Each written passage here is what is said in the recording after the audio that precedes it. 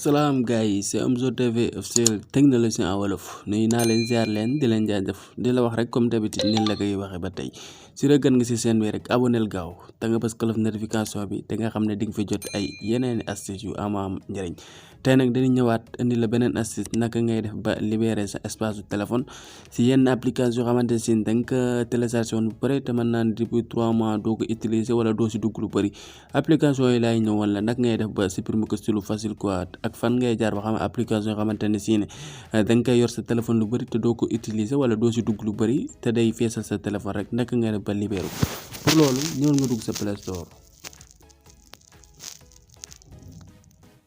ñu bàyyi mu chargé wu ñëw suñ Play Store ibbeeku ñu wala naka ngay def ba utiliser application yoo xamante ne si ne yooyu doo ko utiliser bëri nga daal koy mën a libérer pour sa nga am espace bu bëri sa téléphone pour loolu ñëwal nii nga dugg sa profilu Play Store boo ñëwee nga dugg serrer l'application day apparaît nga cliquer foofu boo cliquer foofu mu ibbeeku fan ngay ñëw da ngay ñëw fii serrer boo ñëwee serrer fan ngay ñëw mettre à jour rencontre ngay fii defal na fi 3 flèches nga cliquer foofu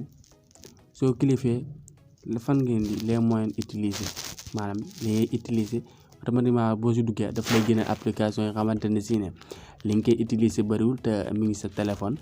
boobaa dina la génneel yëpp yow nga daal daanaka ba nga ko téléchargé rek mën na 3 mois te li nga si dugg bëriwul daal di xool application yi xamante ne si ne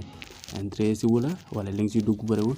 nga daal leen di sélectionné daal leen di supprimer bu ko defee automatiquement da ngay daal di gisaan ne sa téléphone day daal di gañewaat espace quoi léegi ñu xool fii ay application yoo xamante ne si ne dañ ko téléchargé sax mais ban fàtte nan na ñu ngi woon suñu téléphone parfois sa téléphone mi day occupé ba doo seetlu application yi nekk sa téléphone léegi mën nañu dindi yu bëree bëri voilà léegi comme nii rek nga daal di def nii supprimer quoi muy désinstaller l'application automatiquement day daal di déinstaller sa téléphone daal di mën a gañewaat espace voilà j'espère que ne gars yi astuce bi leer na di la wax rek comme d'habitude bi dee gan nga ci chaîne bi invité na la nga abonné da nga bës cloche notification bi ndax ngay mën di recevoir ay sun yeneen astuce di la dig daje à la prochaine vidéo incha allah